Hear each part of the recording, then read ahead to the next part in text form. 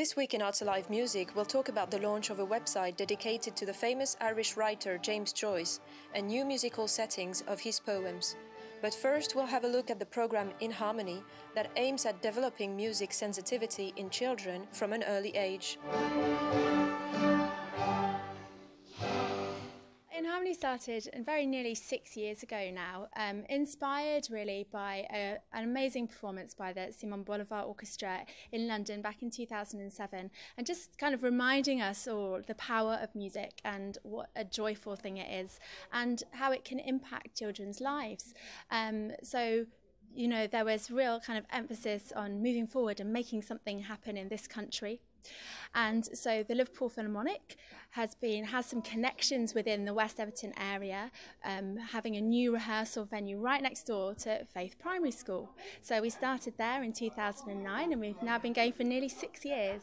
Our musician team is made up from professional musicians most of whom have studied at music college and are professional performers, and also players from the Liverpool Philharmonic come in and work with all sorts of different children, and they have lessons every single week and orchestra every week and singing every day, as you know, lots and lots of music. For the children at Everton Nursery School, they have singing every week and they have some music and movement with their teachers every week, and they have plenty of singing in there every day, and we just make it really, really fun. Once they get to primary school, again, for the foundation they have musicianship every day or every week, twice a week, whereas once they get to year one, then they get their instruments, and yeah, everybody takes part. I think that's really important, is that orchestra is for everybody.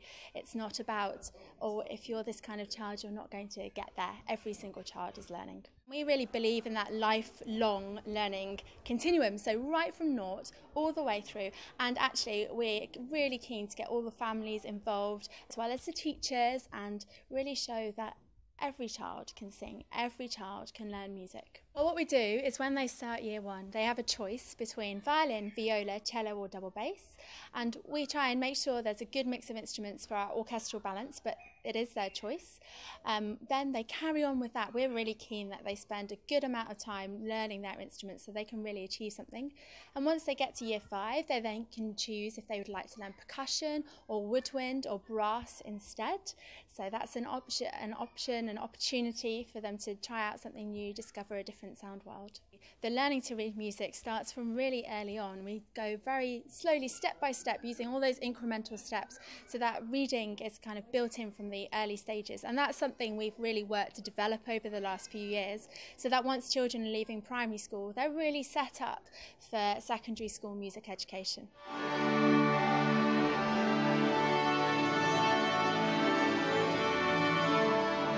We've been working with In Harmony for a number of years with our Tuning In programme, and we saw the benefits of the children and how they engage in the classroom and some of their interests and how that followed through both indoors and outdoors, and it was something that we wanted to be more involved in through In Harmony Liverpool. So we were delighted that we could bid through the youth music programme and with the Liverpool Philharmonic to be able to develop this further for us. Unless their parents are into music in a different way, most of our children would not be coming from a musical background. So yes, this is the first time they'll be probably hearing music in this way, both from a singing point of view, but access to real musical instruments quite close up to them. So we've been involved in a lot of art and creative and music projects over the years. I've been here 16 years, and over the years we've got ourselves involved in so many different projects for the benefit of our children in Everton, which then obviously our primary schools can then build upon, and our secondary schools. And long term, hopefully our children go into employment through engaging in some of these programmes. Quite early on you can see concentration, you can see children concentrating, you can see them listening, you can see them wanting to hear the different sounds in how they're spoken to and the songs that they sing, and that then replicates itself into the classroom.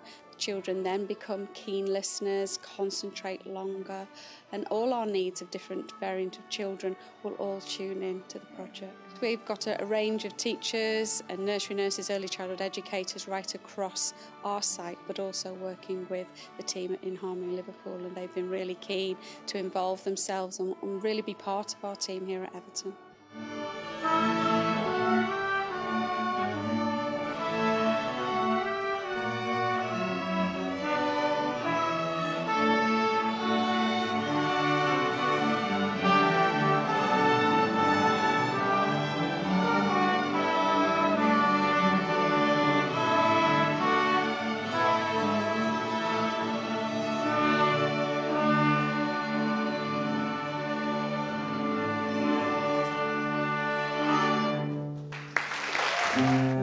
From Everton, we now head off to the Everyman, where Gerry Smyth and his daughter Esther are singing settings of James Joyce's poems.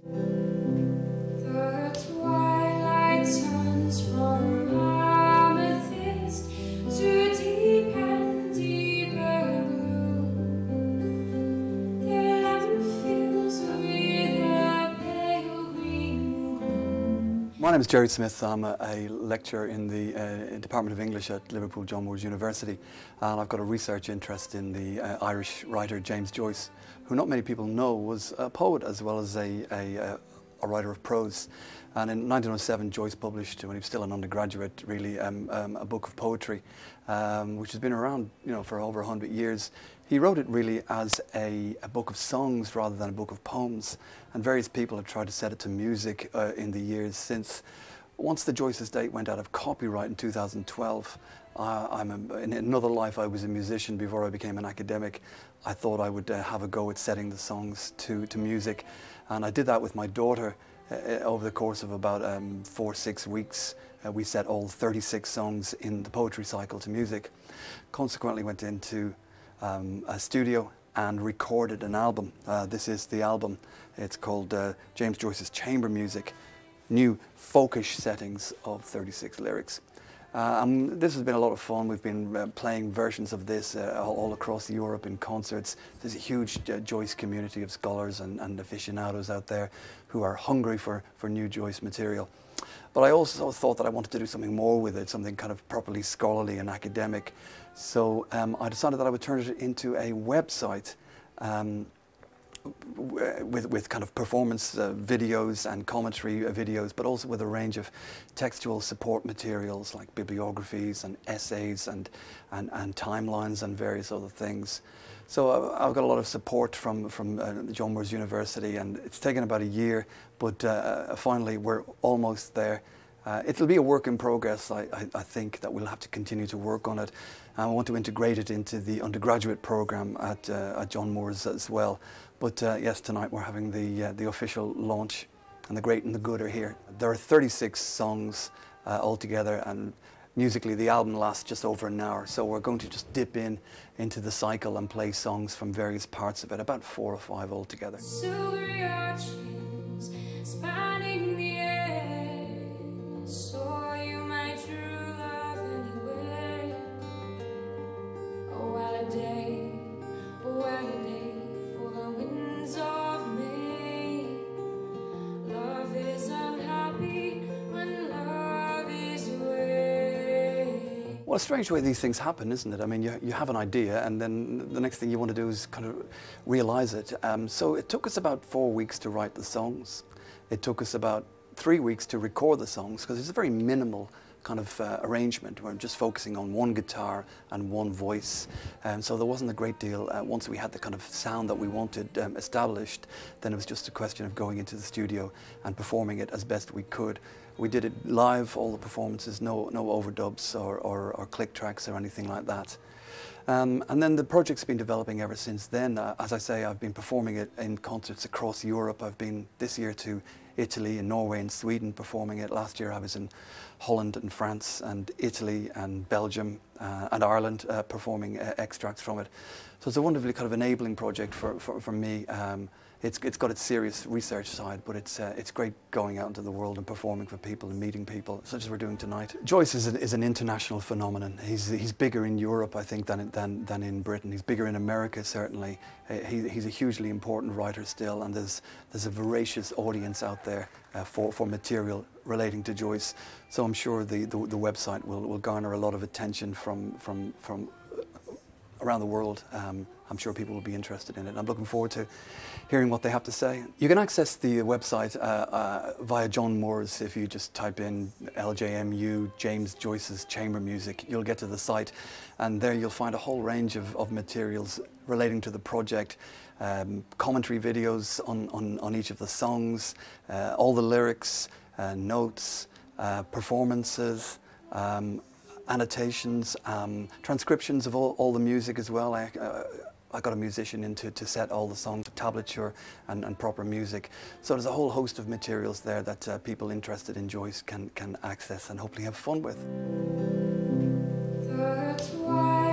sons from amethyst. Next on Bay TV, we'll go to Heswall for a preview of a concert by the St. Peter's Singers. Their lamp fills with a pale green glow.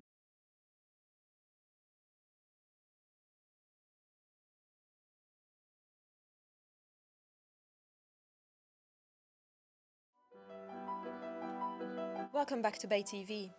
Edward Peake has been to Heswall to watch a rehearsal by the St. Peter's Singers. Welcome to Lower Heswall, here on the banks of the River Dee. Fabulous day here. We're in the grounds of St. Peter's Church. Well, as part of this church, there is a very long established choir. They're rehearsing for a very special concert which is coming up next Saturday. And next year, they've even got their 40th anniversary celebrations to plan for. Let's go and see how they're getting on.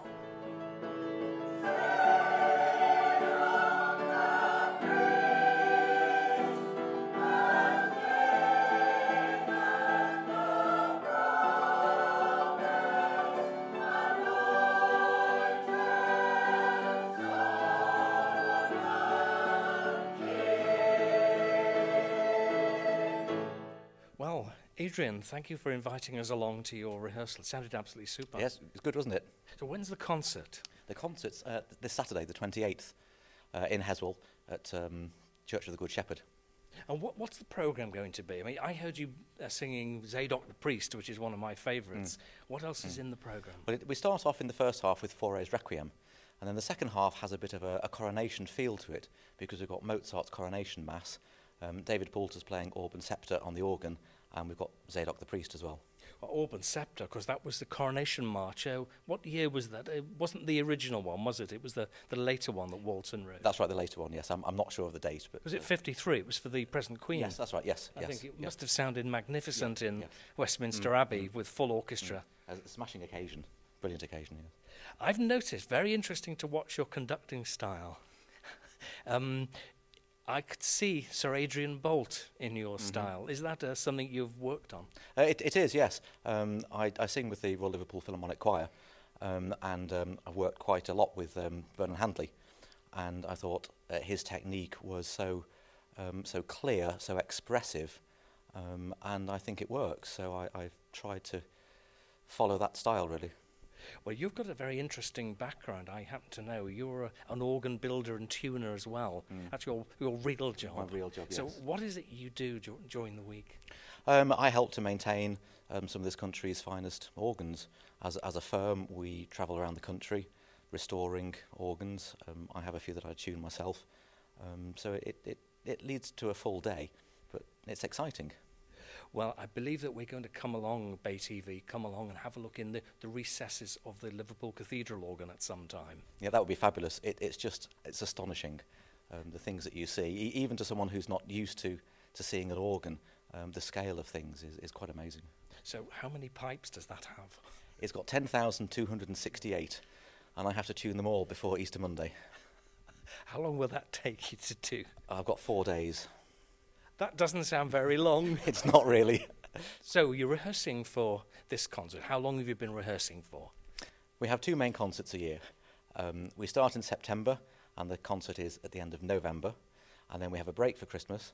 We start in January, and then just before Easter is the second concert.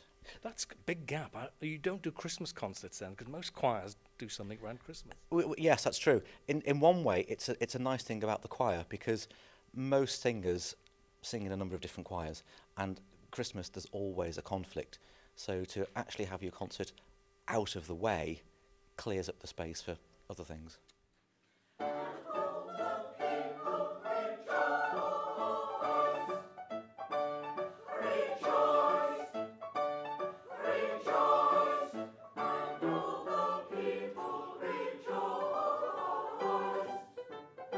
And I'm talking to Anne Parsons, who's the publicity person of the choir. I am, yes, that's right. How long have you been in the choir, Anne? I've been in St. Peter's Singers for 9 years now. just over 9 years. Oh goodness, so you must have done lots of concerts. Yes, I've done quite a few, yes. Well, it's been fascinating to hear the rehearsal tonight. You're obviously well advanced before the concert. Yes, we've had a lot of rehearsals. Well, we've had about 12 rehearsals, I think it is. But, I mean, I wouldn't say I'm particularly advanced, but I do enjoy singing. I do sing in another choir on the Wirral as well, which is a completely different type of music to this one, but I enjoy the classical aspect of the music that we sing here, so that's why I like coming to this choir. So I was listening to the rehearsal. There seemed quite a lot of members. How many people would you say are in the choir now? We've got almost 60 members in the choir. There's a wide range of ages as well, sort of some young, some older as well, but as you can probably see. So how do members get in to be a member of the choir? Well, we're always looking for new members. We're always keen to welcome new members. Members can get in touch with us via another member of the choir, or from our website we have a contact form. They can drop us an email and we'll invite them along to come to one of our rehearsals, or 2 or 3 if they like, just to see whether they like the sound of what we're singing and whether they feel that they can fit in. So they don't have to do a scary audition on their own or anything like that? Absolutely not. If you did, I wouldn't be here either.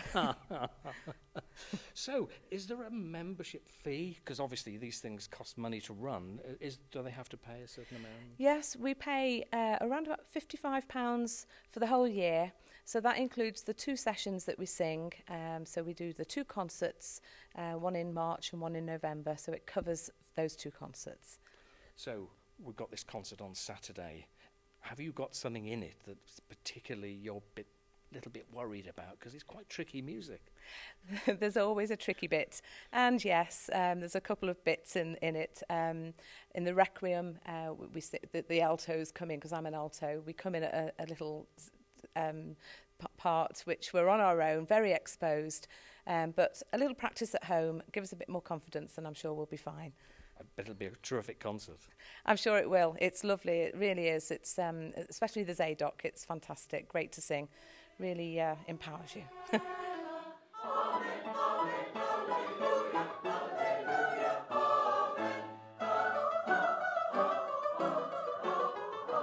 And I'm here talking to Alan Vernon. Alan, you're the chairman of St. Peter's Singers. Yes, I've been the chairman for the choir for 8 years. Before this, I was the choir librarian. I've been on the committee, I think, for about 15 years in all. And I've been a member of the choir about 25 years. Gosh, that's a good long time. You must have sung so many fantastic pieces in that time. We have. We've got many favourites that we can look back with great affection. I remember we've done works by Rossini, we've done works by, of course, Bach, we've done Handel, Rutter, a great variety of works, a great variety of composers. We've had the pleasure of learning their works. So you sing works from all different eras, not just from one? Yes, indeed. Yes, yes. Now, I'm interested in this name, St. Peter's Singers, but you don't perform in St. Peter's Church. You perform in another one. Yes, in the past we used to perform in St. Peter's Church, and I mean it's a lovely old church to perform in, a great pleasure to perform there, but it became increasingly difficult for us because the pews are very heavy to move, and at the end of the concert we had to move all the pews back and make the church perfect for the 8:30 service the following day. And sometimes some of our people were there until about 1 o'clock in the morning actually doing this, you know. So we were very pleased to have the opportunity of moving to the Church of Good Shepherd, where actually setting up our staging is so much more simple, and it takes us about half an hour to clear up after the concert. Bit better than 1 o'clock in the morning. Indeed, indeed, yes. Yes. So if anyone coming to the concert, it's the Church of the Good Shepherd right in the middle of the High Street in Heswall. Yes, indeed, and there is excellent parking behind the church, yes. Well, that's a very important element, of course, isn't it, these days? So, you do an enormous variety of work here. What's your favourite sort of music that you do with the choir? I love the works by, I love Mozart, but also Rutter. I mean, most of the works I've enjoyed very much. At the moment we're doing the Fauré Requiem, which is an absolute joy to sing. Really is. I know most musicians, when somebody asks them what's your favourite piece, they always say the piece I'm doing at the moment. Yes, that's the one that's very much in my mind. But the Fauré Requiem has always been a great favourite of mine. Tell me, what would you say to someone who's thinking of joining the choir, but perhaps is a little bit nervous about how they would fit in or reading the parts? What would you say to them? I would say to them, come along, give it a try, but give it a try for one concert, you know, really, and get help from other members of the choir. I mean, we're keen to help, and if they have difficulty in reading the music and so on, we may be able to help them. So please come and ask for help, and we want you to come along, and we want you to enjoy it like the rest of the choir do. Well, that's very obvious watching the rehearsal. Yes. So that's your challenge to everyone. Come along and try it. That is exactly it.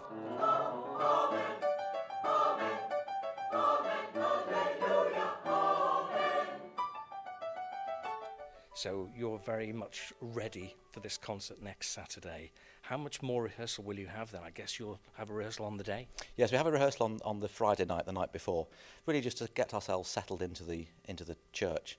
Then the Saturday afternoon we have the orchestra come, and that's a quick run through, and we go for it. But you must be looking forward to that immensely. Absolutely, yeah, it's great. We have a fabulous orchestra that we're really lucky to work with, the Summerstrand Ensemble, who are professionals, and they just bring so much to the table, really, and it's really exciting. So the concert will be 7:30 next Saturday. The date is? The 28th of March. 28th of March, Church of the Good Shepherd in Heswall. Don't miss it. That's it for today in Arts Alive Music. Join us again next time.